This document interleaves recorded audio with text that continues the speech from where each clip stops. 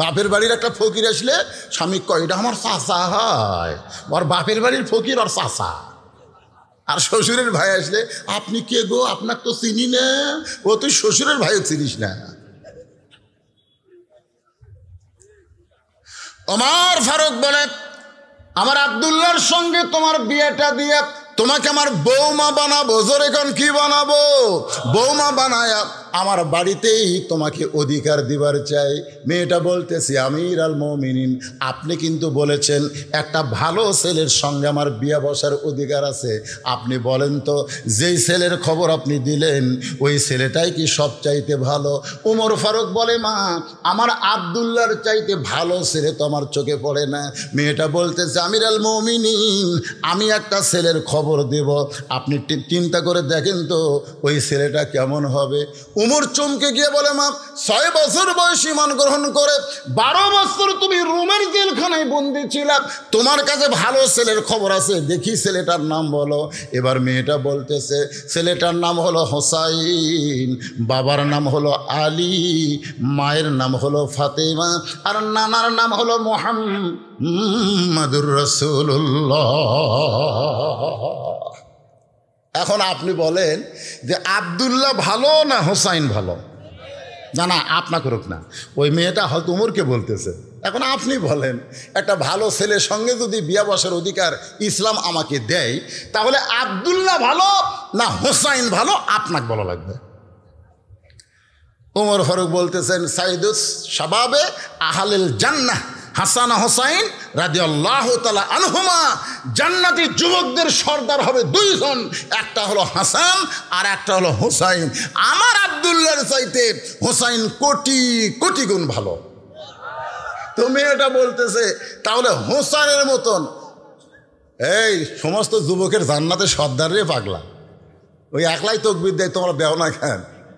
Hossain signature না দিলে খালি কিনটাচ মোবাইল নিয়ে সারাদিনই আর কি মারতি স্যার। হ্যাঁ, আমি সেদিন তো পেরিরহাটে বলেছিলাম, মেরিরহাটে বলেছিলাম যে স্বয়ং জিবরাইল এসেও যদি ওয়াজ করে এখনকার যুবকদেরকে ভালো করার কোনো সম্ভাবনা নাই। যুবকদের ভালো করতে গেলে একটা ঔষধ লাগবে, সেই ঔষধটা হলো আল্লাহর কোরআন দিয়ে সমাজ পরিচালনা করতে হবে। যারা বলেন কথা ঠিক কিনা? নসেদ এই যুবকগুলো ভালো করবেন পুলিশ দিয়ে র্যাব দিয়ে? একেবারেই সম্ভব না, নষ্ট হয়ে গেছে, রাস্তা ঘুরতেছে। আমাকে যখন তকবিদ্যা নিয়ে আসলো, রে বাবা রে, ওরা কে যাচ্ছে কে আসতেছে, আমার সাথে এখন বাড়িও খেলো, খেয়ালও করলো না এইটা খেয়ে যায়, নষ্ট হয়ে গেছে। তো লিল্লাহে তাকবীর। উমর ফারুক বলতেছে আমার আব্দুল্লাহর চাইতে হোসাইন আল্লাহর কাছে কোটি কোটি গুণ ভালো। মেয়েটা বলতেছে তাহলে হোসাইনের মতন ভালো ছেলে থাকতে আপনার আব্দুল্লাহর সঙ্গে বিয়া বসবো কোন দুঃখে? ওমর ফারুক চমকে উঠছে, ওরে বাবা রে।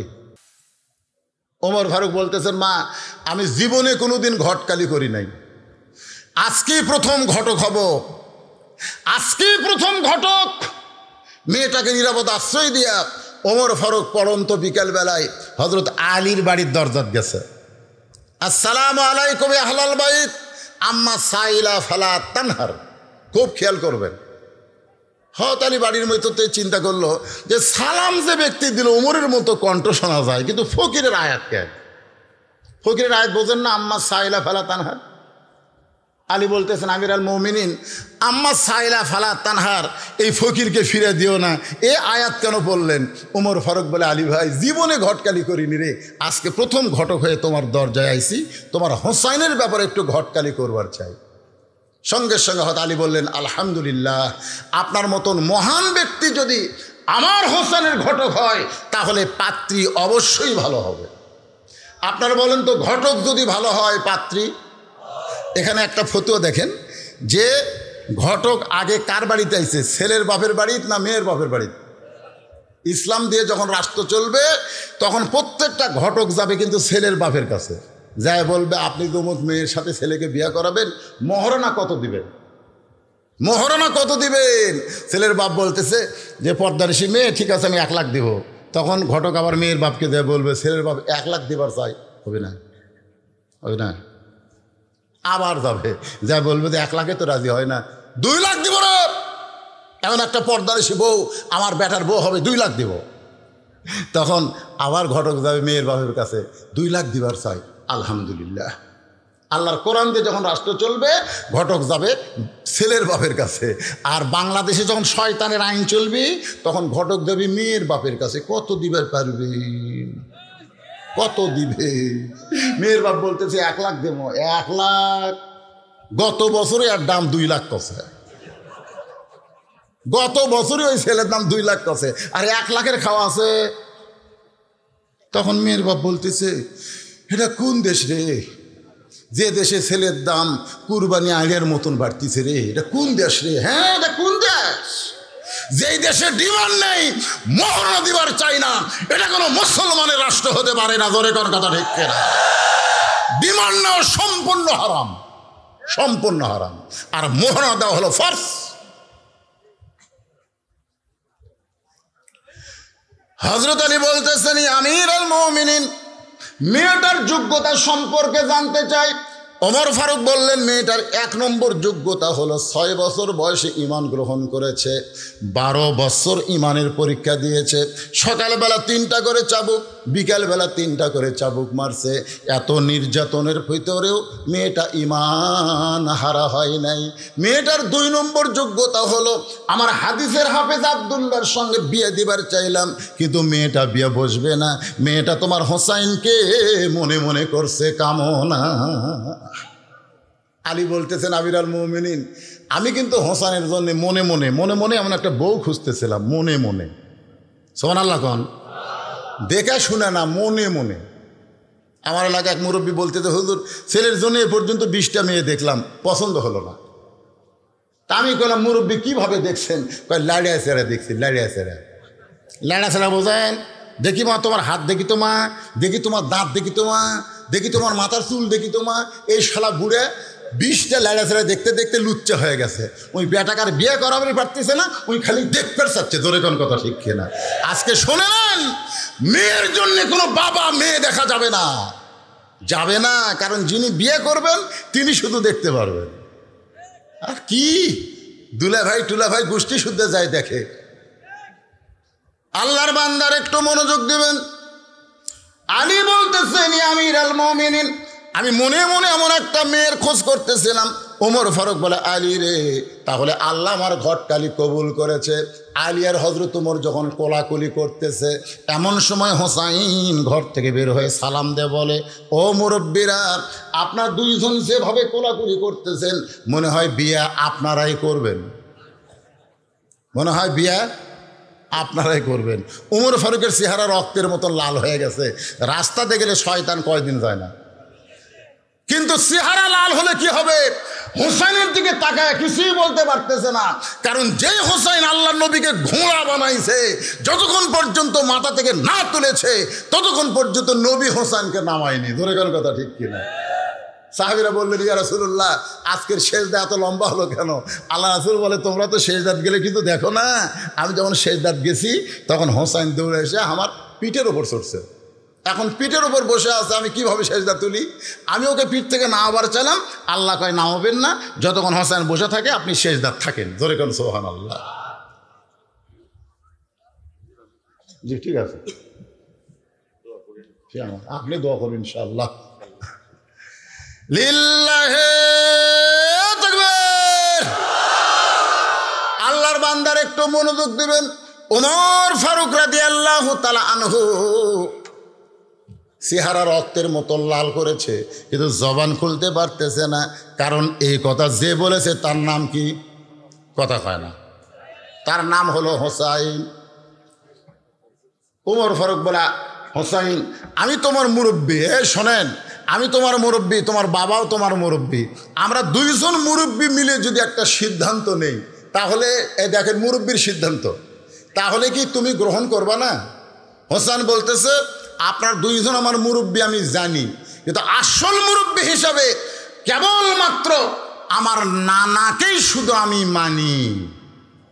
বাংলাদেশে মুরব্বীর হিসাব আছে, যাকে তাকে মুরব্বী মানা যাবে? আল্লাহ কোরআনে বলেছেন, কুল, হে রাসূল আপনি বলেন, ইন কুনতুম তুহিব্বুনাল্লাহ ফাত্তাবিউনি ইউহিব্বুকুমুল্লাহ।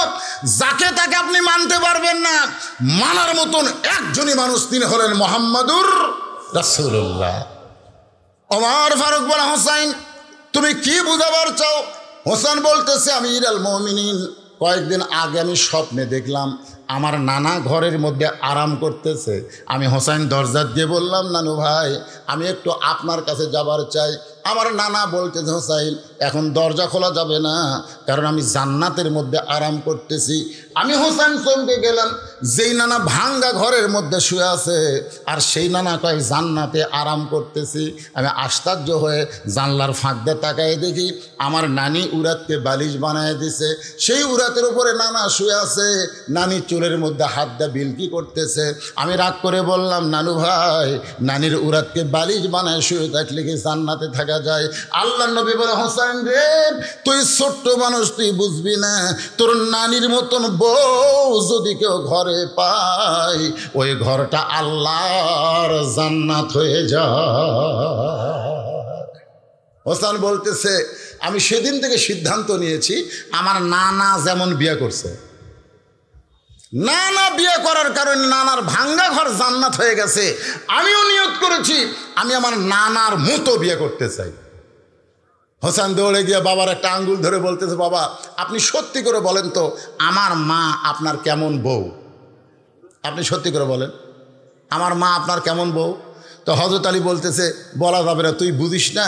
হোসেন বলতেছে, আপনি যেমন আমার মাকে বিয়ে করে ভাঙ্গা ঘর চাঙ্গা হয়ে গেছে, আমার নানা যেমন আমার নানিকে বিয়ে করে ভাঙ্গা ঘর জান্নাত হয়ে গেছে, আল্লাহ চাইলে আমিও তেমন একটা বিয়ে করব।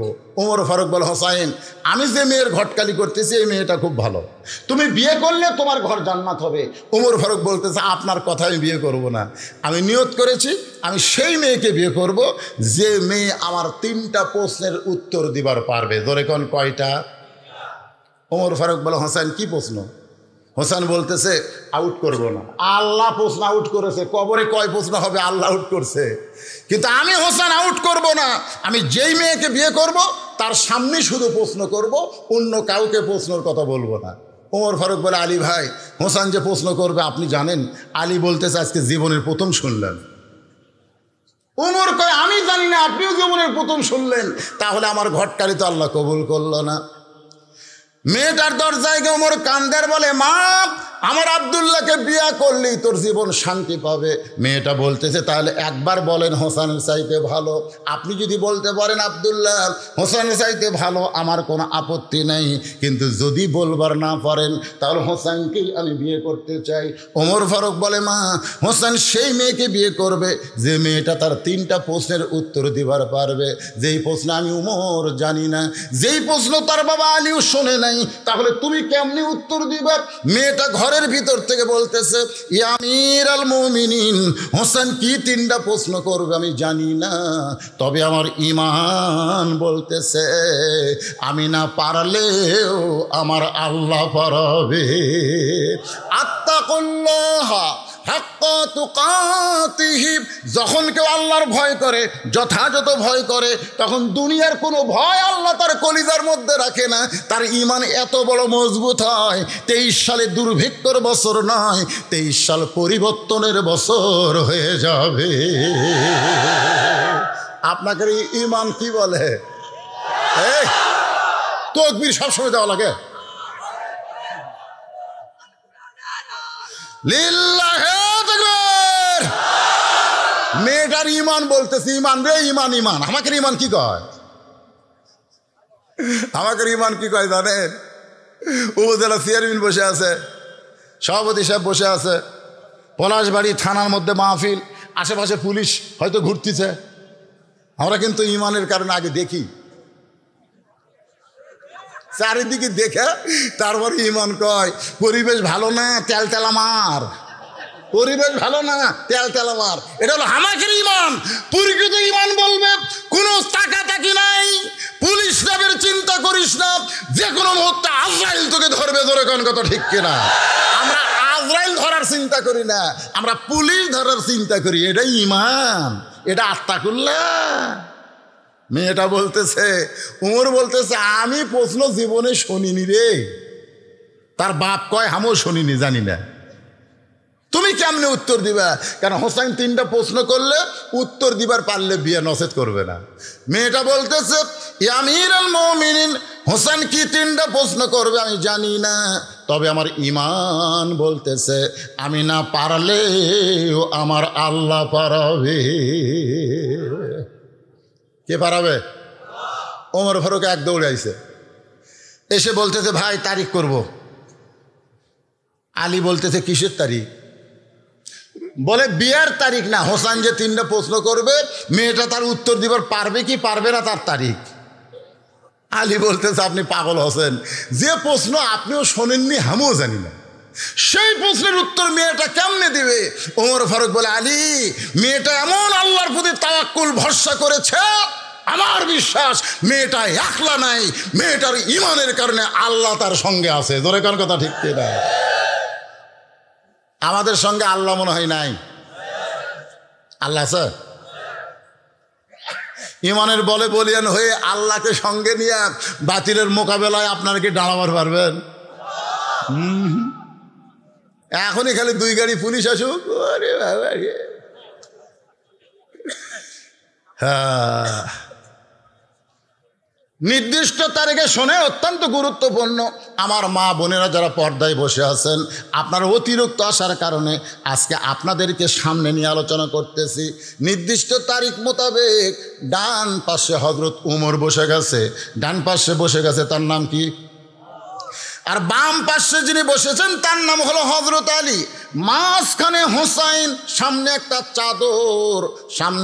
চাদর দেওয়া হয়েছে, চাদরের ওই পারে ওই 18 বছরের মেয়েটাকে বসতে দেওয়া হয়েছে। বসার সাইজটা খেয়াল করেন, ডান পাশে মনে করেন এরকম হযরত উমর, বাম পাশে হযরত আলী, আর মাঝখানে হোসাইন, সামনে একটা চাদর দেওয়া হয়েছে। চাদরের ওই পারেই 18 বছরের ওই যৌবন মেয়েটাকে বসানো হয়েছে। এখন যদি বাংলার যুবকদেরকে প্রশ্ন করা হয় সামনে চাদর দেওয়ার কারণ কি, সবাই বলতেছেন না, সামনে চাদর দেওয়ার কারণ কি? আরো জোরে জোরসে বলুন।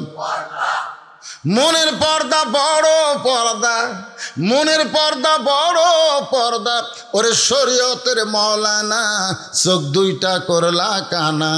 মনের পর্দা বড় পর্দা তোমরা খুঁজে পাইলা না, বেগম মমতাজে গান গাওয়া ছাড়লো না।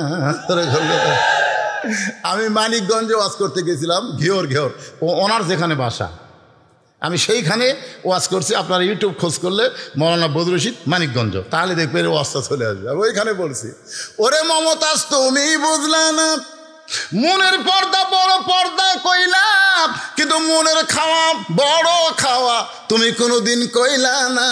মনের খাওয়া বড় খাওয়া কইলে হাতির মতন শরীর তোমার হইতো না। ওরে মমতাজ বুঝলা না, মমতাজ মনের পর্দা বড় পর্দা কয়, কিন্তু মনের খাওয়া বড় খাওয়া কোনোদিন কয় না। মনে মনে কলা খান, মনে মনে গোল্লা খান, মনে মনে ভাত খান, শরীর হবি?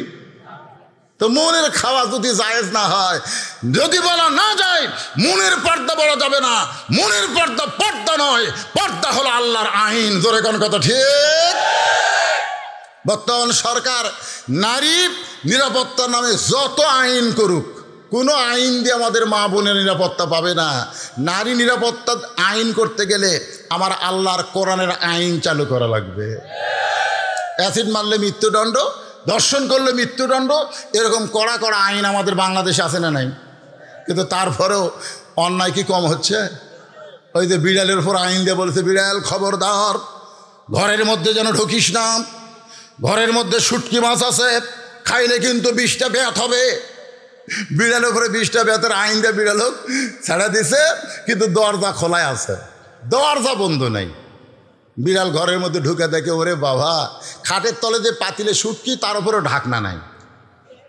আপনারা বলেন তো, বিড়াল কি বিসমিল্লার টাইম পাবে? ওই বিসমিল্লা ছাড়াই আমাদের বাংলাদেশে যারা চুরি করে, যারা দুর্নীতি করে, তারাই কিন্তু বিসমিল্লার বিরুদ্ধে। জোরে কোন কথা ঠিক কিনা? হ্যাঁ, তারাই বিসমিল্লা তুলে দেবার চায়, কারণ এই শালারা যে মদ খাবি, এরা চুরি করবি দুর্নীতি করবি, বিদেশের ব্যাংকের টাকার পাহাড় গড়বে, এরা বিসমিল্লাহর বিরুদ্ধে সব সময় থাকবে। জোরে কোন কথা ঠিক কিনা? তো বিড়াল যে শুটকি খাচ্ছে, ওই কি হালাল খাচ্ছে না চুরি করে খাচ্ছে? ওই বিসমিল্লার টাইম পাসা, ওই বিসমিল্লাহ ছাড়াই শুটকি খায়, ঘরের মালিক খসর খসর শব্দ পায়। কেন আয়সা দেখে 2000 টাকা কেজি শুটকি বিড়াল খায়, পিছন দিক থেকে খপ করে ধরবো, এই বিড়াল তোকে 20 টাকা বেতন আইন দিলাম, তারপরে তুই শুটকি খাস কেন? বিড়াল খালি মুসকে মুসকে হাসার কয়, আইন দিলে 20 বেতন, তো দরজা খোলা রাখছিস কেন? আমি আজকে সরকারকে বলবো, নারী নিরাপত্তার নামে যত আইন করেন, কোনো আইন দিয়ে নারী নিরাপত্তা পাবে না। দরজা বন্ধ করা, পর্দার আইন চালু করতে হবে। ধরে খান কথা ঠিক কিনা?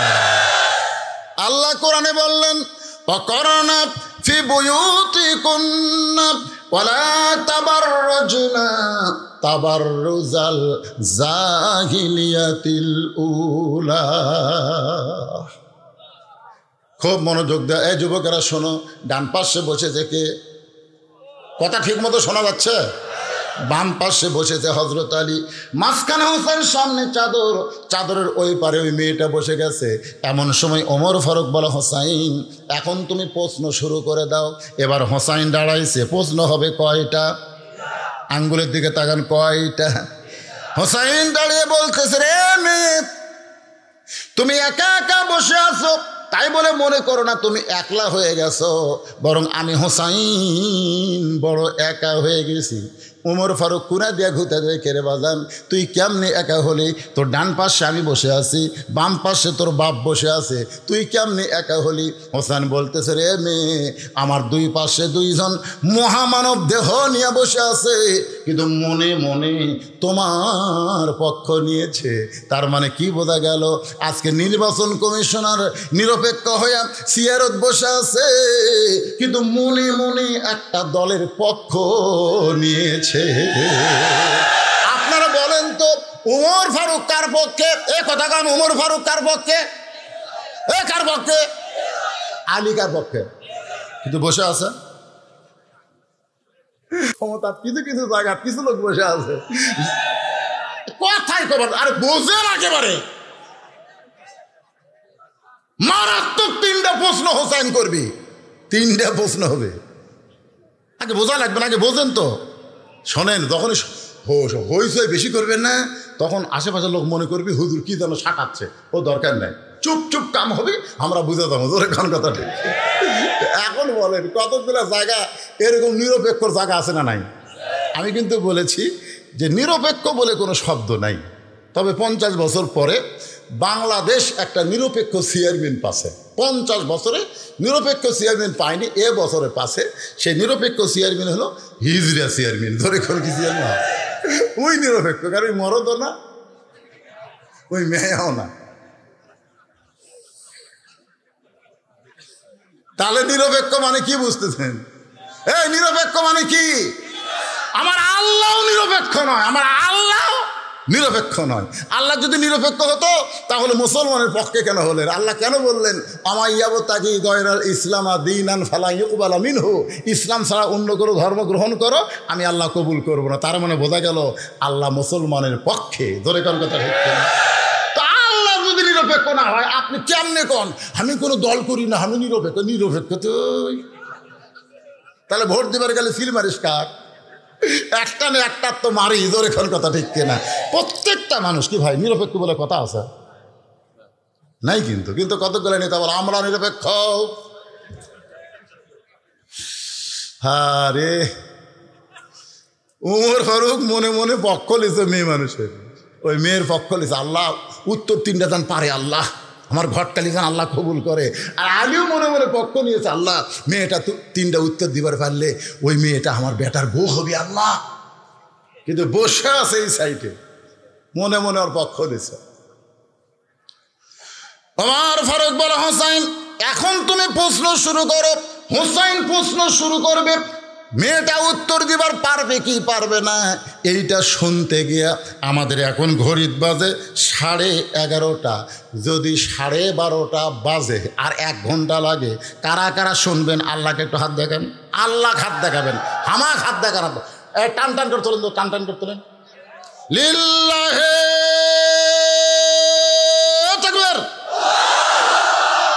নামান, হাত নামান। না শুনে কারা কারা উঠবেন তারা হাত তোলেন। তার মানে কেউ উঠবেন না, কেউ উঠবেন না। আল্লাহ বলেছেন লিমা তাকুলু মা লা তাফালুন, তোমার কথার সাথে আমলের মিল যদি না থাকে তুমি টাটকা মুনাফিক, টাটকা। এখনই দেখা যাবে কারা কারা টাটকা। একটা হলো 22টা মুনাফিক আর একটা সাথে সাথে মুনাফিক। এই মুহূর্তে যারা উঠবি বসবি বুঝবেন তারা টাটকা। এখন মাদ্রাসার ছাত্ররা কোথায় ব্যাগ নিয়ে আছে? কোন জায়গায় ব্যাগ নিয়ে আছে? বসে আছে। এই বাবা 5টা মিনিট। এই হাফিজি মাদ্রাসা সরকার টাকায় চলে না রে। আপনারা যেই টাকা দেন সেই টাকা দিয়ে মাদ্রাসা চলে। জোরে কোন কথা ঠিক কিনা? আপনাদের কাছে বাচ্চারা যাদের পায়ের তলে ফেরেশতারা নূরের বিছানা বিছায় দেয়, সেই বাচ্চাগুলো আপনাদের কাছে ব্যাগ নিয়ে যাবে। আপনারা টাকা দিবেন না? হ্যাঁ দিবেন না? যাই যা পারবে 10, 20, 50, 100 টাকা আল্লাহর রাস্তায়। এই ছেলেরা কোন দিক থেকে ধরবি? এই স্যান্ডেল এটা কে উঠলো রে? এটা ছাত্র নাকি? এই বাবা ধরো ধরো ধরো ধরো ধরো। আদায় শেষ হয়ে গেলে টানা আওয়াজ হবে ইনশাল্লাহ, টানা আওয়াজ। কেউ উঠবেন না, নিজের মনকে একটু ধৈর্য ধরান। এখন উঠলে কিন্তু বিপদ, উঠবেন না। টাকা বার করেন 10, 20, 50, 100 যে যা পারেন আল্লাহর রাস্তায়। মাশাল্লাহ। কে দিল 100? এই 100 টাকা কে দিল রে? ও সিয়ারের কাছে হয়তো গামছা যাবি না, আপনারা 500, 1000 যা পারেন। সিয়ারত বসে আছেন চেয়ারম্যান সব। এরশাদ আল্লাহ তোমার একজন বান্দা গামছার মধ্যে না দিয়ে, ব্যাগের মধ্যে না দিয়ে আমি গুনাগে হাতে চকচক 100 টাকা করছে দান। এরকম ভাই যান। এই মাদ্রাসায় ছাত্র কয়টা? মনোয়ার কোথায় গেল? মনোয়ার আচ্ছা কয়টা ছাত্র বাবা? এই ছাত্র কয়টা তোমার মাদ্রাসায়? ছাত্র কয়টা? 107 জন। হোপ স্কুলের পরিচালক মহিলার প্যান্ডেলে আদায় করতেছে তো বলে তো দিছি। যখন গামছা রুমালের কথা হয়েছে মহিলাদের মধ্যে, তাহলে মহিলারা আদায় করবে না পুরুষেরা আদায় করবে? মহিলাদের মধ্যে কে আদায় করবে? ছোট ছোট বাচ্চাদের পাঠাই দেন। হ্যাঁ এতিম বাচ্চারা যাবে। মায়েরা আজকে আপনাদের ওয়াজ বেশি হচ্ছে, আরো সামনে যে ওয়াজ আছে হোসাইন 3টা প্রশ্ন করবে, 3টা ওয়াজ আছে মাশাল্লাহ। হ্যাঁ সেই ওয়াজ আপনারা দান করেন আল্লাহর রাস্তে। আর যারা দাঁড়ায় আছেন এই সুযোগে বসেলেন, কতক্ষণ দাঁড়ায় থাকবেন?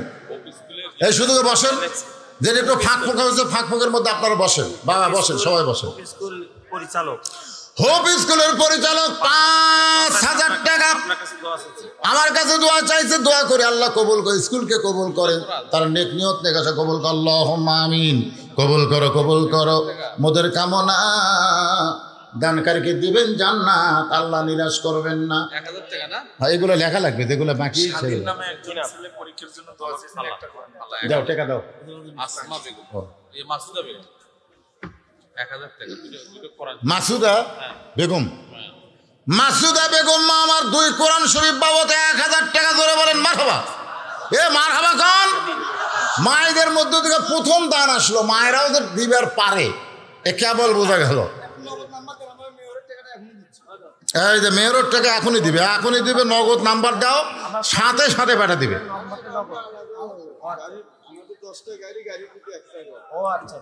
10টা গাড়ি, গাড়ি প্রতি 1 টাকা করে। আল্লাহ কি গাড়ি বাবা? কি গাড়ি? জান্নাত। আল্লাহ প্রত্যেক গাড়ি বিপদ আপদ মুসিবত থেকে আল্লাহ যেন হেফাজত করে। জোরে করে আমিন। গাড়ি প্রতি 1 টাকা করে কোরআন শরীফ দান করবে। তার মানে কি আল্লাহ তুমি কোরআনকে যেমন হেফাজত করো, গাড়িগুলো হেফাজত করো। জোরে করে আমিন। বাপ মা মারা গেছে, দাদা মারা গেছে, তাদের জন্য রুহের মাগফিরাতে একটা কোরআন শরীফ দেন। দেন। চাইছিলাম 160টা, মনে হয় 50টা ধারত গেছে ইনশাল্লাহ।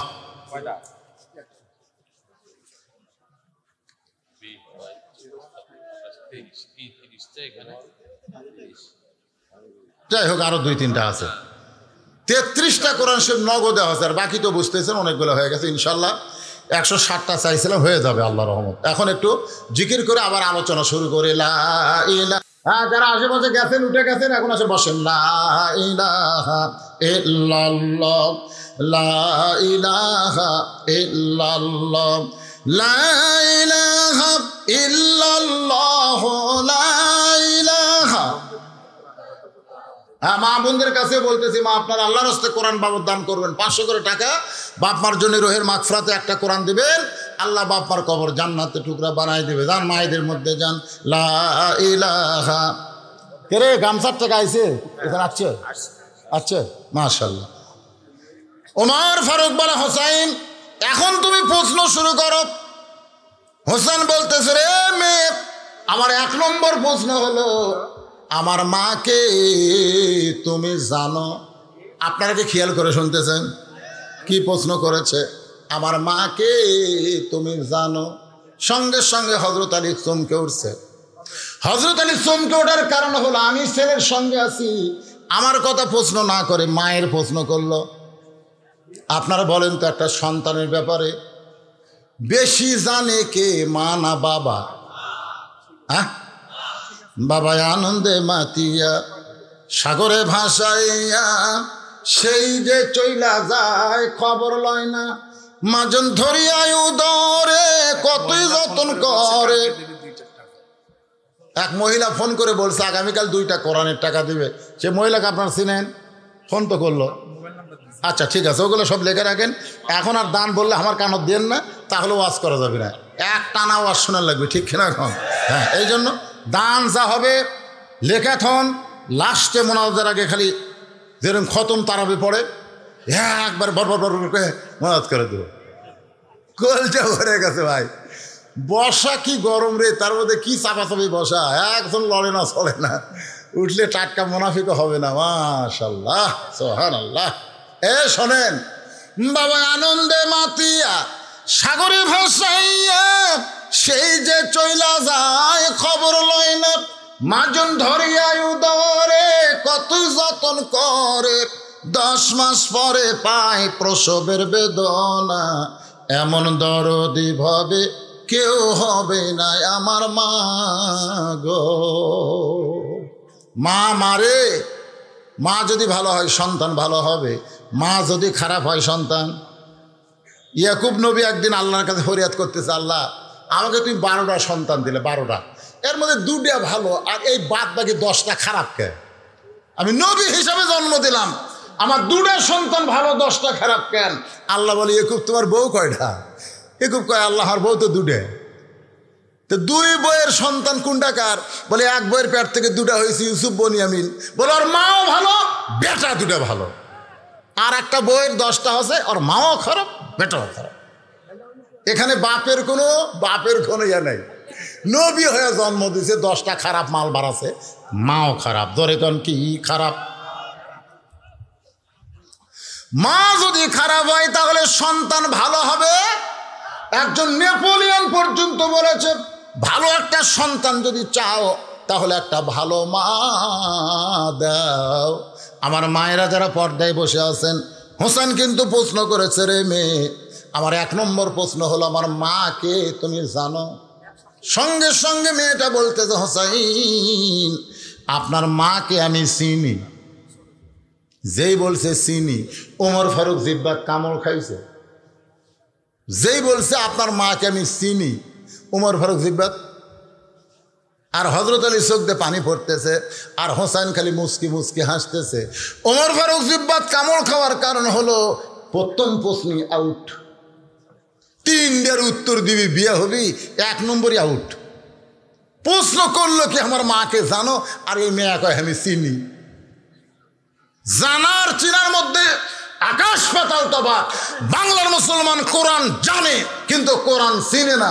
সেই দিন কোরআনকে চিনতে পারবে যেদিন আল্লাহর কোরআন অনুযায়ী বাংলার মুসলমান চলবে। জোরে কোন কথা ঠিক কিনা? আজকে আপনার কোরআন চিনে?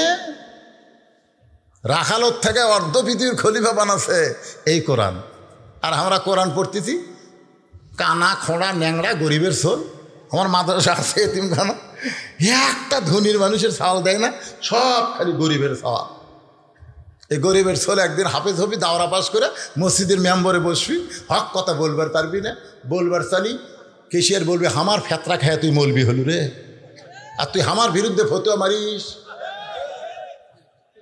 বুঝতেছেন না? ওই ফেতরা দিছে, চামড়া বসা পচা দিছে, ওই সারা কেশিয়ার আবার সুদ খায়। এখন গরিব এবং সুদের বিরুদ্ধে বলবো তুই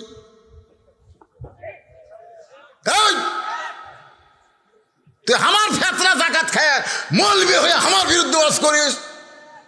এই জন্য আন্তর্জাতিক চক্রান্ত। বাংলাদেশের মসজিদের ইমামগুলো গরিব ফ্যাক্টরি থেকে তৈরি হচ্ছে, খালি ধনী ফ্যাক্টরির সন্তান ইমাম হলে হক কথা বলবে, কেশিয়ার বাধা দিল টুটি চাপা ধরবি, জোরে কোন কথা ঠিক করে। এই শালা, এই তুই সুদ খাস কেরা? এই সুদ খায় মসজিদের কেশিয়ার কেমনে হলি? কিন্তু ফ্যাক্টরি দুর্বল। কি চক্রান্ত ভাই! প্রাইমারি চলতেছে সরকারের টাকায়, আর কোরআনের মাদ্রাসা চলে দেয়া রে ভাই,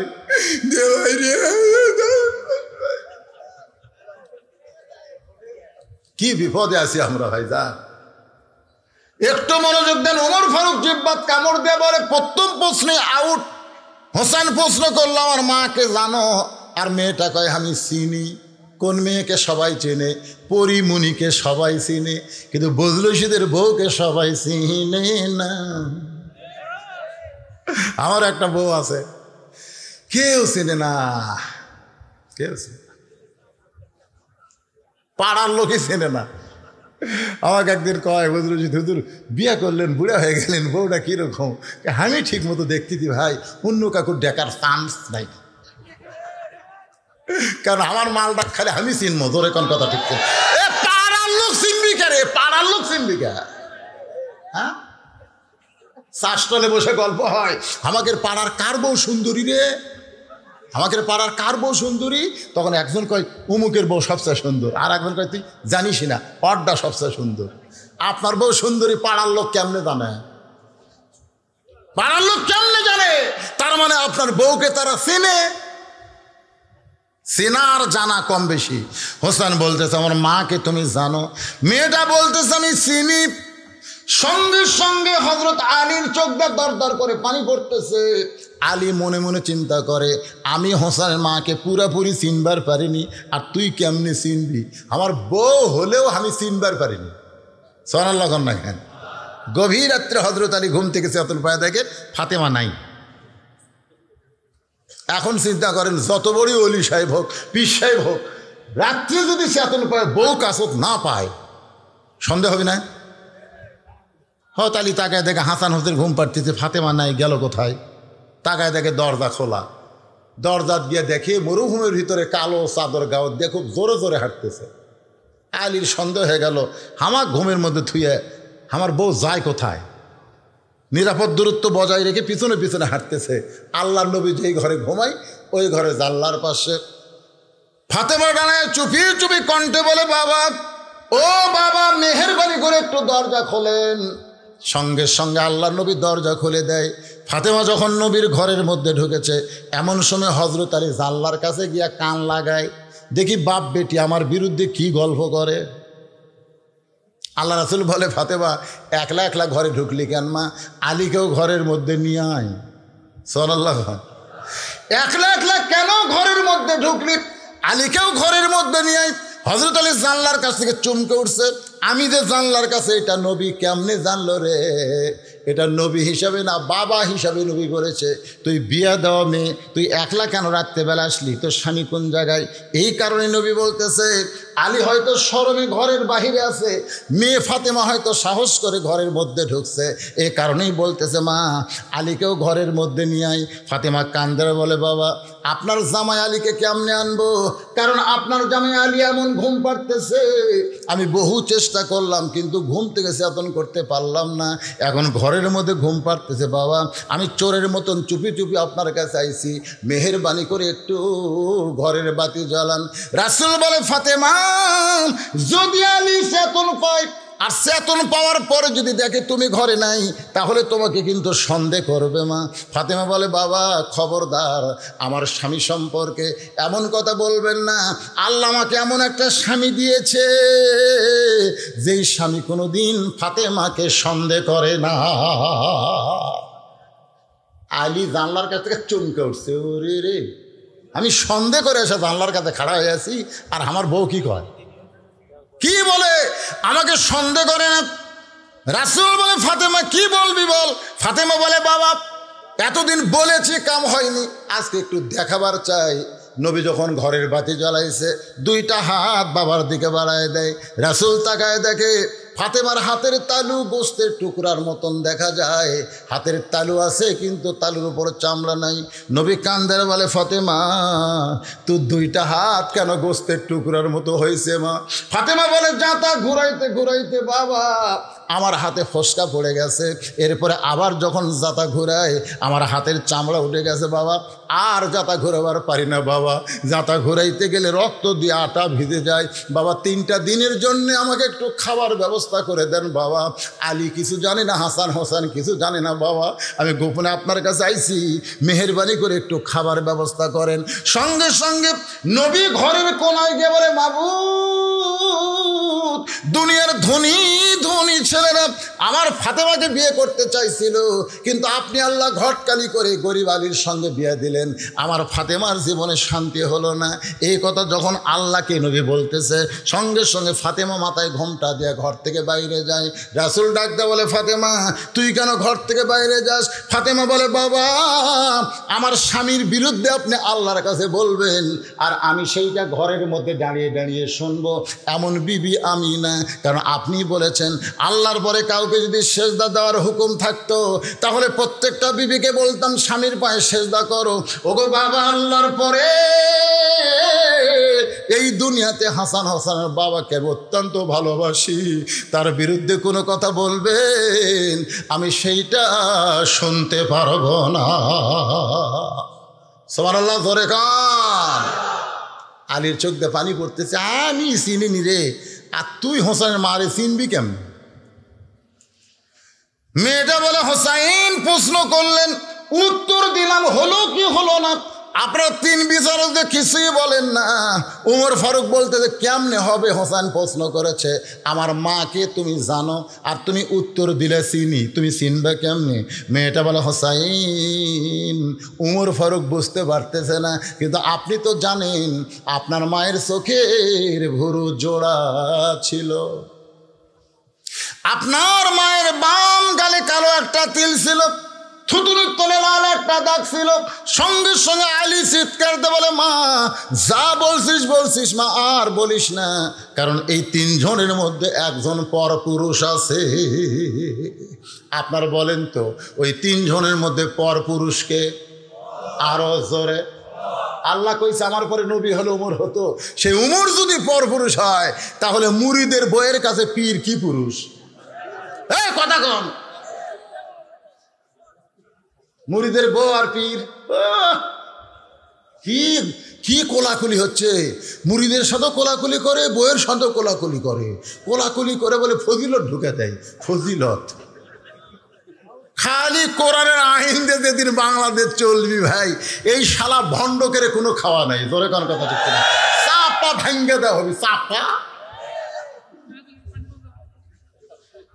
ইসলামের ক্ষতি সবসময় 3 দল বেশি করেছে। এক দল হলো ধর্ম নিয়ে যারা ব্যবসা করে, এরা ইসলামের ক্ষতি বেশি করে। বর্তমানে পীর সাহেবেরা ধর্ম নিয়ে ব্যবসা করতেছে, ধরে কোন কথা ঠিক কিনা? এরা ইসলামের আন্দোলনের 1 নম্বর শত্রু। 2 নম্বর শত্রু হলো রাষ্ট্রীয় যন্ত্র, রাষ্ট্রীয় শক্তি। কারণ রাষ্ট্র শক্তি জানে করোনা আইন চললে আমার বস্তা বস্তা আইন চলবি না, ধরে কোন কথা ঠিক কিনা?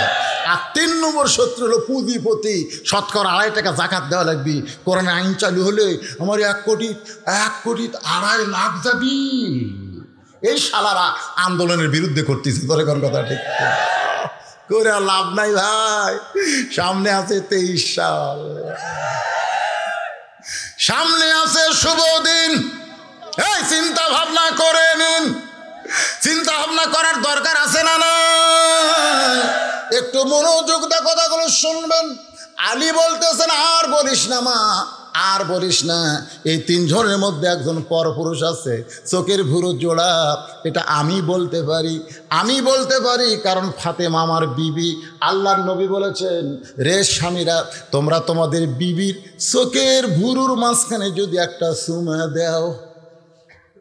বইয়ের কথা বলতেছি, তাই বলে প্রেমিক একেবারে চান্স নেন না। এখনকার ছেলেরা তো ওটাই চান্স বেশি নেয়। এই চোখের ভুরু দেখতেছেন না, এই ভুরু বরাবর খালি একটা চুমা দিবেন, ওই 140 গতিতে। বুঝতে পারছেন না? সব কিছুর একটা তো মিটার আছে রে ভাই। রাসূল বলেছেন, নফল উমরা হজের সওয়াব দেওয়া হবে তোমার আমল নামায়। তাহলে এখন চিন্তা করেন, যারা স্বামী তারা জানে বইয়ের ভুরু জোড়া না ফাঁক, জানে কি জানে না? আলী বলতেছে আমি বলতে পারবো। ফাতেমার বাম গালে কালো একটা তিল ছিল, আমি বলতে পারবো। থুতুনির তলে লাল একটা দাগ ছিল, আল্লাহ নবী বলতে পারে। কিন্তু রোম দেশের জেলখানায় বন্দি থাকা মেয়ে তুই কেমনে বললি মা? মেয়েটা বলতেছে মুরব্বী, ওই রোমের জেলখানায় যখন বন্দি ছিলাম ঈমান গ্রহণ করার অপরাধে সকালবেলা আমাকে 3টা চাবুক মারছে, বিকালবেলা 3টা চাবুক মারছে। আমার দেহের এমন কোনো জায়গা নাই যেই জায়গায় চাবুকের আঘাত লাগে নাই। একসময় আমি বিরক্ত হয়ে গেলাম, আমি বিরক্ত হয়ে বললাম আল্লাহ তুমি আছো আসমানে, লা ইলাহা ইল্লাল্লাহ সে আসমানে, আর মোহাম্মদ রাসূলুল্লাহ সে মদিনায়। এই রোমের জেলখানায় আমার কাছে কেউ বিরক্ত। আমির হামজা মাঝে মধ্যে বিরক্ত। আমার 2টা বাচ্চা, ছোট ছোট 2টা বাচ্চা, সন্ধ্যার সময় কান্দে, রাত্রিবেলা কান্দে। একটা যুবতী বউ বারে ছটফট করতেছে, কে রে আমি যদি কোরআনের আয়াত নম্বর, রুকু নম্বর, পারা নম্বর না কইয়া খালি খালি তেল তেল আওয়াজ করতেন, তাহলে আমার তার এই জেলখানার থাকা লাগতো না। আজকে জেলখানার বন্দি আছি, যারা আমার ওয়াজ শুনে ঠিক ঠিক করছে, এই শালারা কি করতেছে? মাঝে মধ্যে কিন্তু বিরক্ত হচ্ছে, ধরে কর কথা ঠিক না? আল্লামা সাইদি হুজুরও মাঝে মধ্যে বিরক্ত হয়।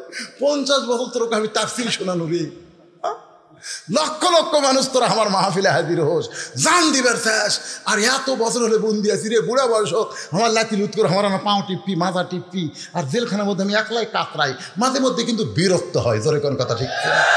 কারণ আমিও তো 2 একবার গেছি ভাই, বিরক্ত লাগে।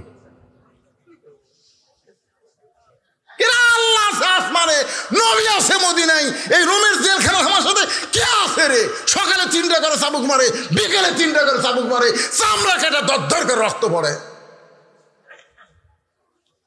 মেয়েটা বলতেছে মুরব্বী, মানে হযরত আলীকে লক্ষ্য করে বলতেছে মুরব্বী, এই রোমের জেলখানার মধ্যে বিরক্ত হইয়া কানতে কানতে আমি যখন বেহুশ হয়ে পড়ে যাই, ওই বেহুশ অবস্থায় আমি স্বপ্নে দেখি আমার শিয়রের পাশে একটা নূরের পুতুলি বসে বসে কাঁদতেছে, আমার মাথায় হাত দিয়ে বলতেছে আর আর বিরক্ত হোস না মা।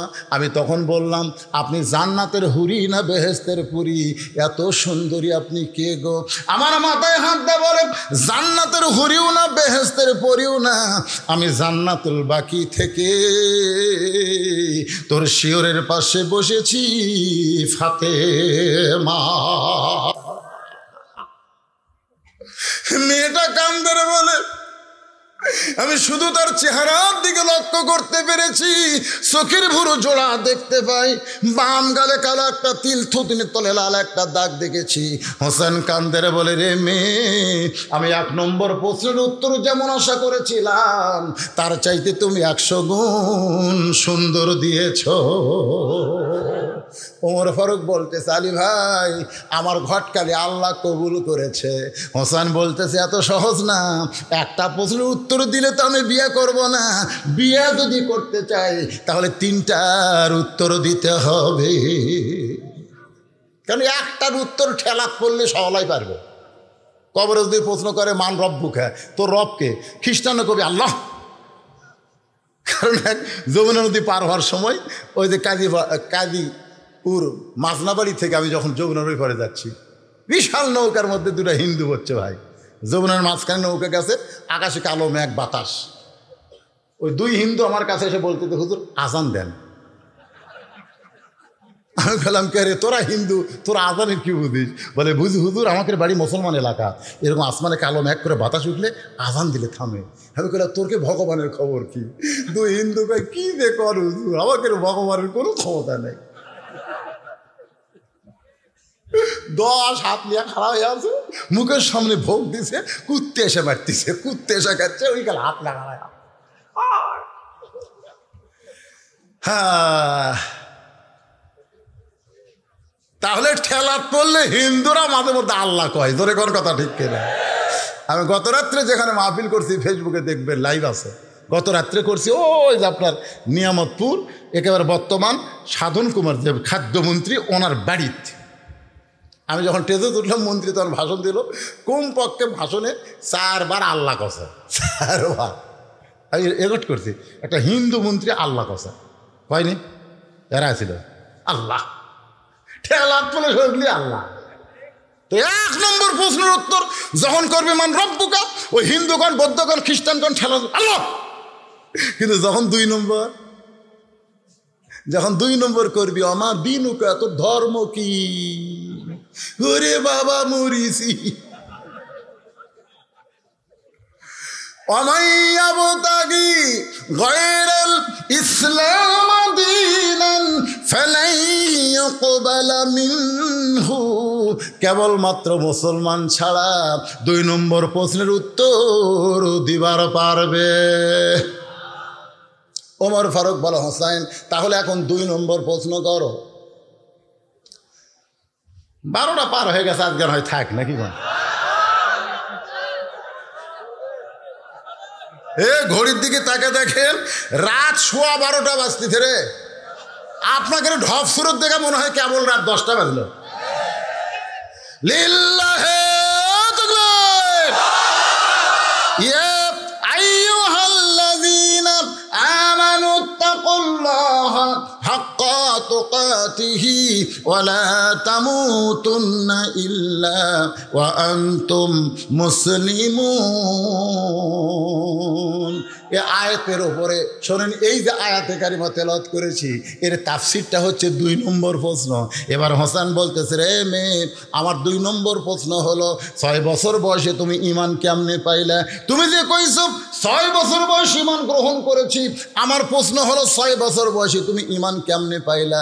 কারণ তোমার দাদা খ্রিস্টান, তোমার বাবা খ্রিস্টান, তোমার মা খ্রিস্টান, যেই দেশে তুমি জন্ম নিয়েছো ওই দেশের সবাই খ্রিস্টান। তো খ্রিস্টানদের দেশে খ্রিস্টানদের সন্তান হয়ে 6 বছর বয়সে তুমি ঈমান কেমনে পাইলা? ওমর ফারুক চমকে উঠছে, কারণ ওমর ফারুক চিন্তা করে, ওই 2 পাহাড়ের মাঝখানে যখন মেয়েটা বলল আমার 1 নম্বর অপরাধ হলো আমি 6 বছর বয়সে ঈমান গ্রহণ করেছি, আমি ওমরের প্রয়োজন ছিল তাকে জিজ্ঞাসা করা, ঈমানটা তুমি কেমনে গ্রহণ করলা? আমি ওমর যেই প্রশ্ন করতে পারি নাই, সেই প্রশ্ন করেছে হোসাইন। মেয়ে এক কথা বলে, কে রে টাকা গোনালে কি ব্যস্ত, একটা সাউন্ড হবে না, পেছনকারগুলো সামনে আসে, ওয়াজের লাইন কেটে দেবে, তাই না?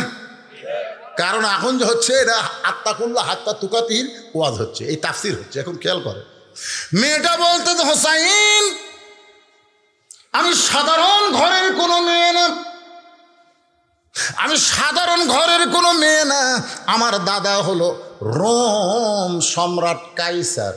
যেই বলেছে রোম সম্রাট কাইসার, সঙ্গে সঙ্গে ওমর ফারুক চমকে উঠছে, ওরে বাবা। সেই সময় 2টা পরাশক্তি, একটা হলো পারস্য আর একটা হলো রোম। সেই রোমের কাইসারের নাতনি 6 বছর বয়সে অন্দরমহলে খেলাধুলা। এমন সময় আমার দাদা গিয়ে বলতে, নাতনি রে, আজকে রোমের রাজদরবারে খেলা হবে, তুই কি খেলা দেখতে যাবি?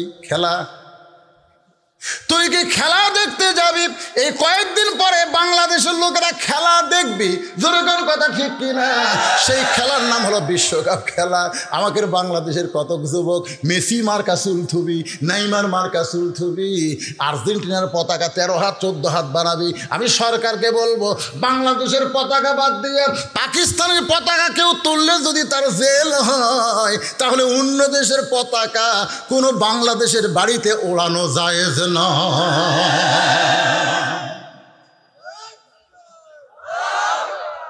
এই ফ্যাসলা মার্কা তকবীর দেন না তো। সালাউদ্দিন কাদের চৌধুরীর ছেলে বিএনপির সমাবেশে তকবীর দিল, সব গুজরে উঠলো, ধরে কোন কথা ঠিক দেখছেন?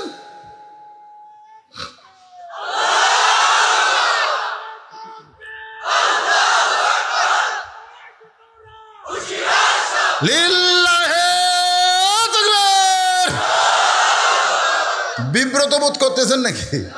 এটা কোন দলের তকবীর? কিন্তু হ্যাঁ, কি খসরু মাহমুদ না কি বিএনপির এক নেতা বলতেছে এটা তো হামাকের দলের না। কত বড় নাস্তিক রে, জন্ম নেওয়ার সময় কানত আজান দিছে। ধরে কোন কথা ঠিক কিনা? মোরা লাশ হবে তখনও তোমাকে সামনে তুই আল্লাহু আকবার বলবি। বিব্রত বোধ করতেছেন?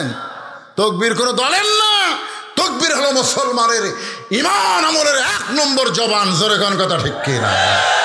গোয়াল্লা 60টা তাকবীর দেওয়া লাগবে, রাত 12:30 যেন 10টা মনে হয়। লিল্লাহে তাকবীর, আল কোরআনের আলো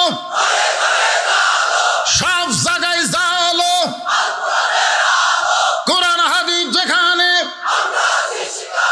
দুনিয়ার মুসলমান লিল্লাহে তাকবীর।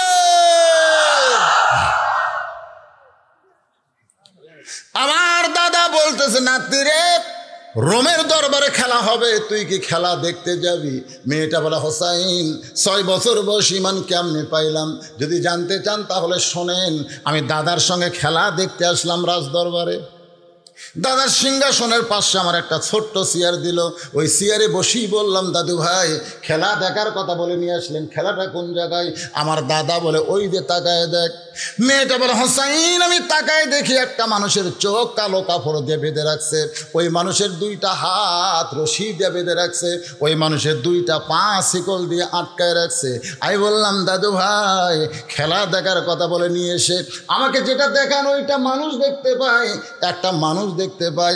আমার দাদা হাসতে, তুই ছোট্ট মানুষ, তুই বুঝতে পারিস নি, ওটা মানুষ না রে, ওইটা মানুষ না। আমি তখন বললাম দাদা ওইটা যদি মানুষ না হয় তাহলে ওইটা কি? আমার দাদা বলতেছে ওইটা হইল মুসলমান। মেয়েটা বলে হোসাইন আমার দাদা আমারে বুঝাইলো মুসলমান কোনোদিন মানুষ হতে পারে না। আজকে ইহুদি বলেন, খ্রিস্টান বলেন, এমনকি আমাদের প্রতিবেশী ভারত বলেন, মায়ানমার বলেন, এরা কিন্তু মুসলমানকে মানুষ মনে করে না, এরা মুসলমানকে অন্য নামে ডিগ্রি দিয়ে ডাকে। জোরে কোন কথা ঠিক কি না? আমার এক মেজো মেয়ে ওই বিয়া হওয়ার আগে একদিন আমাকে বলতেছে আব্বা মাঝে মধ্যে টিভির খবরে কয় জঙ্গি ধরা পড়লো, জঙ্গি ধরা পড়লো, এরা কোন জঙ্গল থাকে? তো এখন আমার মেয়ের কথা শুনে আমার চোখ দিয়ে পানি আইছে। তো মেয়েটা আমার কাছে এসে বলতেছে আব্বু আপনি কাঁদতেছেন কেন? আমি বললাম মা যেদিন তোমার বাপ ধরা পড়বি সেই দিনও বলবে আর একটা জঙ্গি ধরা পড়লো। আমার মেয়ে আমার বুকের মধ্যে যে বলে বাবা আপনি ধরা বললে কেন জঙ্গি বলবে? আমি বললাম মা আজকে বাংলাদেশে যারা কোরআন নিয়ে চলতে চায়, কোরআনের পথে থাকতে চায়, ওই কাফের বেঈমান তাদেরকে জিএমবি জঙ্গি বানা।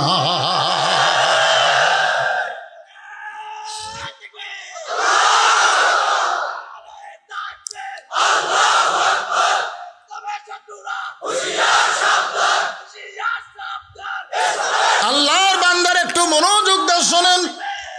মেয়েটা বলে হোসাইন যখন আমার দাদা বলল ওইটা মানুষ না ওইটা মুসলমান, আমি তখন বললাম দাদা ওই মুসলমানকে নিয়ে আপনি কি খেলা খেলবেন? আমার দাদা বলতেছে ওই যে তাকায় দেখ। মেয়েটা বলে হোসাইন আমি 6 বছর বয়স ইমান কেমনে পাইলাম শোনেন। আমি তাকায় দেখি বিশাল একটা আগুনের চুলা জ্বলতেছে দাউ দাউ করে, ওই চুলার উপরে কয়েক মন ওজনের একটা ডেকসি তেল ভরা, নিচের তাপেতে ওই ডেকসির তেলগুলো টকবক করতেছে। আমার দাদা বলতেছে নাতনি রে ওই মুসলমানকে হাত পাও বান্ধা ওই আগুনের চুলার মধ্যে ফেলে দিব, মুসলমান তেলের মধ্যে পুড়ে মরা যাবে। আজকের খেলার নাম হলো মুসলমান মারার খেলা। আমি তখন দাদাকে বললাম দাদু ভাই ওই মুসলমানকে মারার খেলা কি বন্ধ করা যায় না? ওই মুসলমানকে না মাইরা কি ছাইড়া দেওয়া যায় না? আমার দাদা বলতেছে এক শর্তে আমি মুসলমানকে ছাড়তে পারবো, যদি মুসলমান একটা বারের জন্যে বলে আল্লাহ রাসূল মানি না, খালি একটা বার বলবে আল্লাহ রাসূল মানি না, তাহলে চোখের বাঁধন খুলে দিব, হাতের বাঁধন খুলে দিব, পায়ের শিকল খুলে দিব। মেয়েটা বলে হোসাইন আমি 6 বছরের ছোট্ট মেয়ে, গুটি গুটি পায়ে ওই মুসলমানের সামনে গিয়ে বললাম, মুসলমান একটা বার যদি বাঁচতে চান তাহলে একটা বার বলেন আল্লাহ রাসূল মানি না, আল্লাহ রাসূল মানি না শুধু বললি আমার দাদা কিন্তু আপনাকে ছাইড়া দিবে। মুসলমানের চোখ বাঁধা আছে, হাত বাঁধা আছে, পাও শিকল দিয়ে আটকানো আছে, কিন্তু মুসলমানের জবান বাঁধা নাই। এইরকম অবস্থায় মুসলমান জবান খুলেছে, আর আজকে আমাদের বাংলাদেশের মুসলমানের হাত বাঁধা নাই, চোখ বাঁধা নাই, পাও বাঁধা নাই, তারপরেও তারা হক কথা বলতে ভয় পায়। ধরে কোন কথা ঠিক কিনা?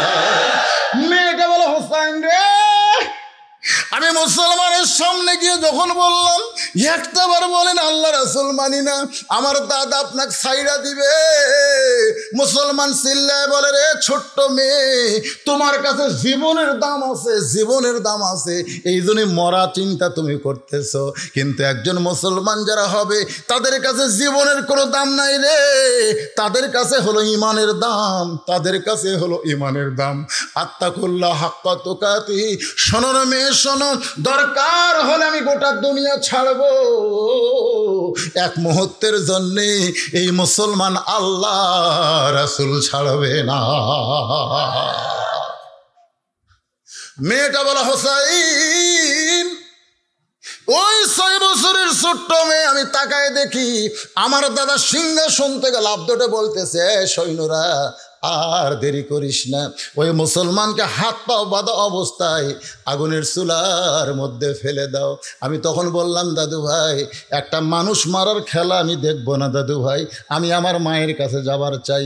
আমার দাদা হাত ধরে বলতেছে খেলা দেখার কথা বলে তোরে নিয়ে আইছি, খেলা না দেখলে তোকে যাবার দেব না।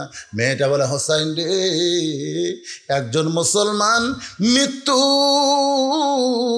চুলার দিকে, আগুনের চুলার দিকে, উত্তপ্ত তেলের দিকে হাঁটতেছে, তার হাঁটার মধ্যে কোনো ক্লান্তি নাই, তার ভিতরে কোনো ভয় ডর নাই, কি যেন বিড়বিড় করে বলতেছে, বিড়বিড় করে যেটা বলতেছে সেইটা হলো আল্লাহ বলেছেন রে মুসলমানেরা, ওয়ালা তাকুলু লিমান ইউকতালু ফি সাবিলিল্লাহি আমওয়াতুন বাল আহয়াউ ওয়ালাকিন লা তাশউরুন।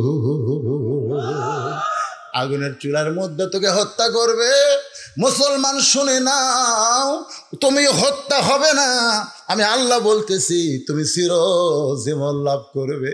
মেয়েটা বলে হোসাইন রে, যখন একেবারে আগুনের চুলার কাছে নিয়ে গেছে তখন আমার ডান হাত দিয়ে আমি 2টা চোখ চাইপা ধরলাম, কারণ একটা জীবন্ত মানুষকে চুলার মধ্যে পুড়ে মারবে এই দৃশ্য দেখব না বলে আমি হাত দিয়ে যখন চোখ চাইপা ধরেছি, এমন সময় একটা মধুর বাণী, লা তামুতুন্না ইল্লা ওয়া আনতুম মুসলিমুন, লা ইলাহা ইল্লাল্লাহু মুহাম্মাদুর রাসূলুল্লাহ। মেয়েটা বলে হোসেন রে, ওই মধুর বাণী আমার কানের মধ্যে দিয়া আমার কলিজার মধ্যে ঢুকে গেল।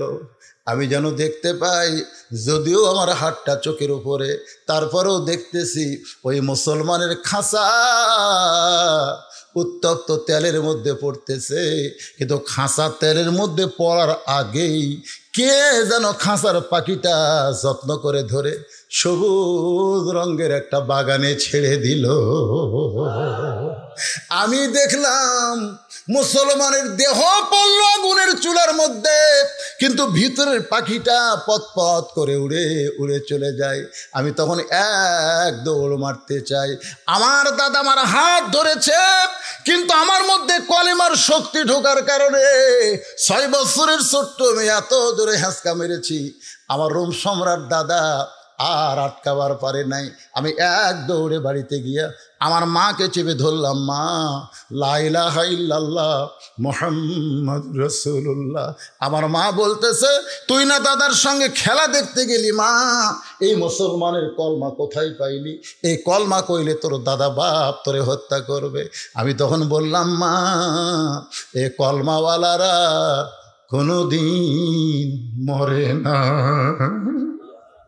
মা, এই কলমাওয়ালারা কোনোদিন মরে না মা। এদের দেহ কবরে যায়, কিন্তু এদের পাখি ইল্লিন নামক জান্নাতে ঘুরে বেড়ায়।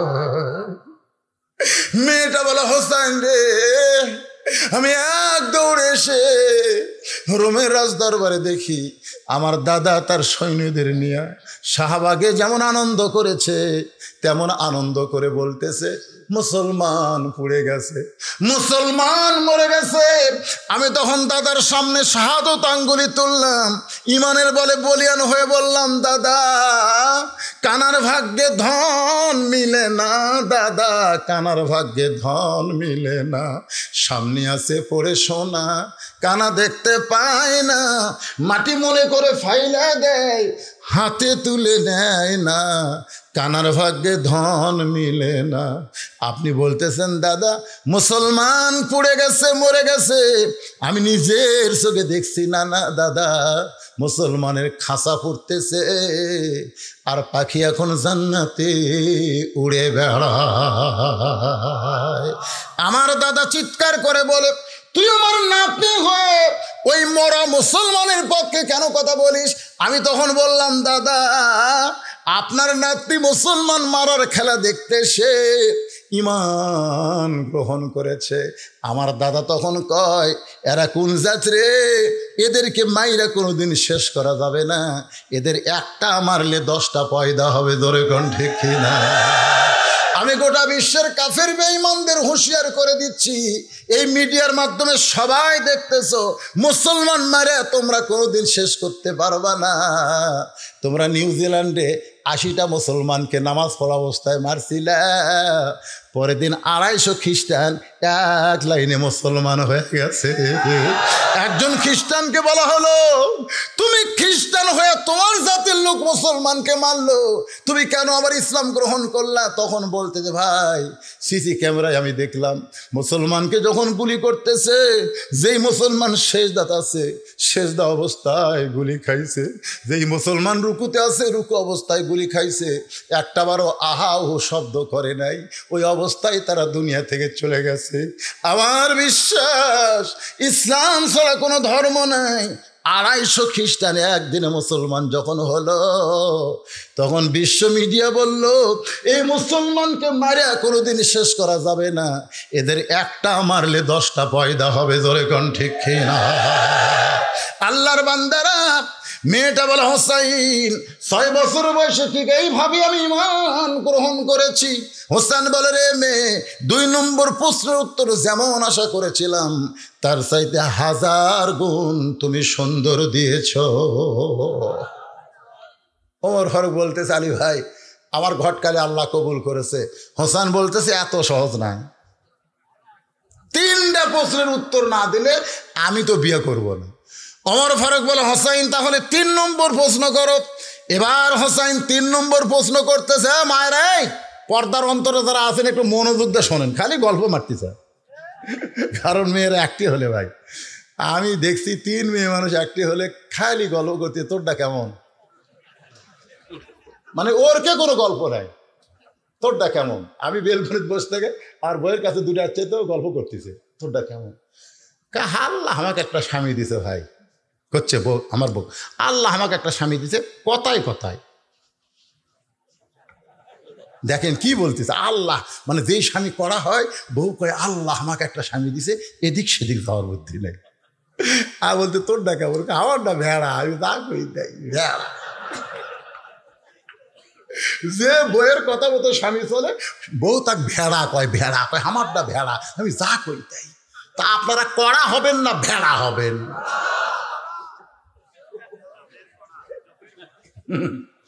যদি কড়া হন, এশার নামাজ মসজিদে পড়ে বাড়িতে যায় বউ স্টার জলসা জি বাংলা দেখতেছে, এইটা শোনা চলবে না। এশার নামাজ পড়ে আল্লাহর কোরআন পড়তেছে, এইটা দেখা লাগবে। জোরে কোন কথা ঠিক? হায় হায় হায় হায় রে, অধিকাংশ মেয়ে মানুষ নষ্ট আছে এই ভারতের চ্যানেল দিয়ে। জোরে কোন ঠিক কিনা? মায়েরা এবার করছে কে সব অদি তো ভালো করলো, লাস্টে এসে এটা কি মারলো, মন খারাপ ফাটাফাটি। মানে অনেকে বলে হুজুর বুড়ে মানুষ আছে এরকম করে কি করে রে? আমার সাতকার যে কটা বক্তা অধিকাংশই মরে গেছে। হ্যাঁ, অধিকাংশ মরে গেছে। যে কাউসারি মরেছে, সিদ্দিকুর রহমান মরছে, হেলালি মরছে, আমার বয়সের দিনে মরে গেছে। আর অধিকাংশ বউলে শুতে আছে, মানে মাঠও তার চলতেছে না। এই জাকারিয়া আমার সাতকার, কাদের সিদ্দিকি আমার সাতকার, তারপরে ও যে আপনার আতাল গুণ ওসমানী, এগুলো মেলা সাতকার। আমার তো কে ভাই তুই বুড়ে মানুষ এখনো 27 করে ভাই রে, আমি তোর ট্রেজত যাই, আমার ওয়াজের মধ্যে বুড়ে মানুষ একেবারেই নাই, খালি জুয়ান তাকড়া বসা ভাই। ধরে কথা দেখছেন? আর জুয়ান ছেলে পেলে যদি মাহফিলে থাকে তখন লিজোকার বুড়া মনে হয়। সুবহানাল্লাহ সুবহানাল্লাহ, কলজা আমার ভরে গেল রে। খাড়ায় থেকে 2-2.5 ঘন্টা আওয়াজ শুনতেছি, এরা কোন মরদ রে? খবরদার মসজিদে গেলে চেয়ারত বসবেন না, আপনারা খাড়া হওয়ার পর্যন্ত বসেন কেন?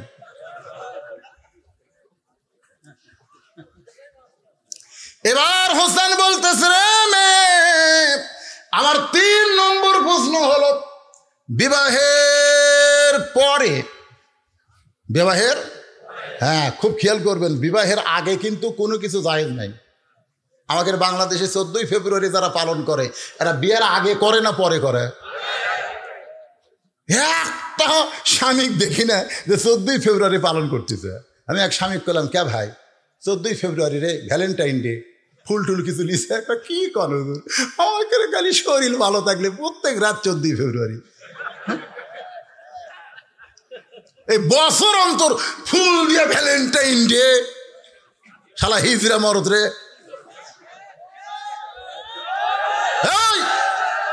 হোসেন বলতেছে রে মেয়ে, আমার 3 নম্বর প্রশ্ন হলো বিবাহের পরে।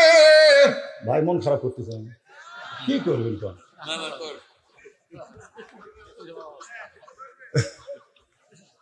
কারণ এখনকার যুবকেরা যেটা করতেছে, কি কন করতেছে না?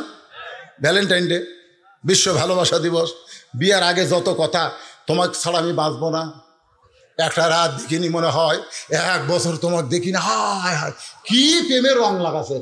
একটা কথা, একটা কিছু বিবাহের আগে জায়েজ না, যা কিছু হবে বিবাহের পরে। জোরে কার কথা ঠিক কিনা? এই জন্য হোসেন বলতে রে মেয়ে, আমার 3 নম্বর প্রশ্ন হলো বিবাহের পরে আমার সঙ্গী তোমার থাকতে হবে, আমার সঙ্গী তোমার থাকতে হবে।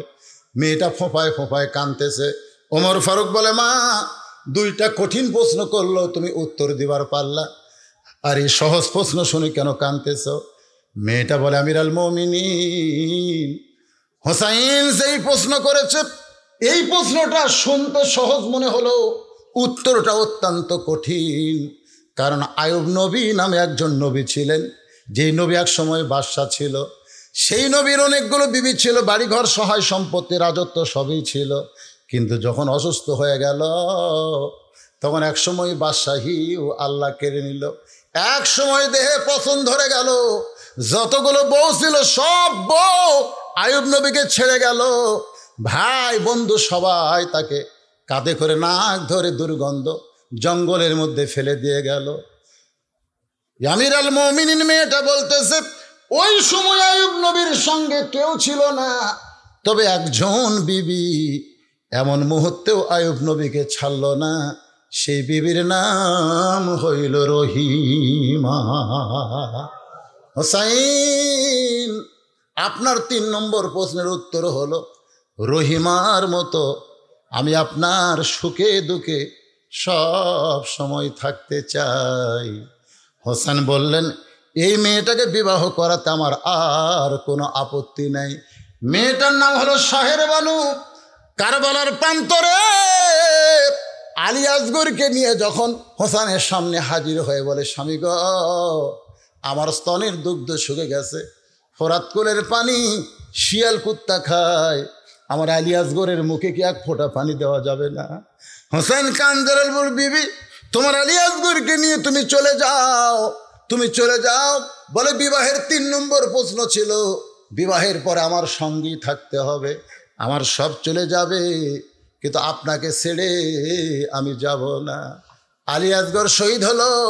হোসেনের দেহ থেকে মস্তক বিচ্ছিন্ন করে ওরা যখন নিয়ে গেল, তারপরে হোসেনের বিবি দেহের কাছে দাঁড়িয়ে বলল, স্বামী গো, সব সময় আপনার সঙ্গে ছিলাম, আপনি চলে গেলেন দুনিয়া ছেড়ে, জান্নাতি যুবকদের সর্দার হবেন, অনেক হুর এসে আপনার বউ হতে চাবে, সেদিন এই শাহের বানুকে আপনি ভুলবেন না। মনে হয় দেহের ভিতর থেকে আওয়াজ আসতেছে, বিবি হুর চাই না রে, হুর চাই না, যুবকদের সর্দার হয়ে তোমাকেই আমি জান্নাতে পেতে চাই। আমার মায়েরা, বোনেরা, যুবকেরা, আজকের আলোচনার ভিতর দিয়ে আত্তাকুল্লাহ, আল্লাহর ভয়, হাক্কা তুকাতিহি, যথাযথ ভয়, মুসলমান না হয়ে মৃত্যু নয়, সব বিষয় আপনাদের সামনে আলোচনা করেছি।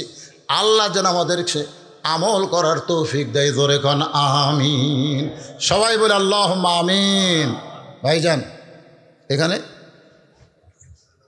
1 বস্তা করে চাউল আদায় করবেন। হাইরে হাইরে করে পাগলা, একটা প্রশ্ন থুইয়া এটা দিলে তা হলো রে, একেবারে শেষ করে দিয়ে এখন 1 বস্তা করে চাউল এত পরে এটি হবে যে মাদ্রাসায় 1টা বস্তা করে চাউল দেওয়া লাগে। ভাই রে, এরা খাবে আর আপনার সব পাবেন। এরকম হয়েছে করে কোথায় যাচ্ছেন? হ্যাঁ, আমরা ছোটবেলায় দেখছি মানুষ ওয়াজ কোন শুনলেও দোয়ার সময় লোক এসে বসতো, দোয়া হলো মুখ্য ইবাদত। আর এখন ওয়াজ শুনে যেই দোয়ার কথা শোনে মারে দৌড় কেড়ে, যে গাড়ি চলে যাবেন, গাড়ি যদি তেল ফুরে যায়, যদি স্টার্ট না নেয়, যদি চেন ছিঁড়ে যায়, তাহলে কি হবে? আসেন কোন আল্লাহর বান্দা 1 বস্তা করে চাউল এই নবীর এতিম মাদ্রাসায় দান করবেন। যারা দান করবেন এখানে লেখায় দেন, আপনার ইস্তেগফার পড়েন, এখনই দোয়া হবে ভাই, ইস্তেগফার পড়া। তো সামনে লোকেরা বসে, আস্তাগফিরুল্লাহ রব্বি মিন কুল্লি জামমি ওয়া আতুবু ইলাইহি, আস্তাগফিরুল্লাহ রব্বি মিন কুল্লি জামমি ওয়া আতুবু ইলাইহি, লা হাওলা ওয়ালা কুওয়াতা ইল্লা বিল্লাহিল আলিয়্যিল আযীম। জি,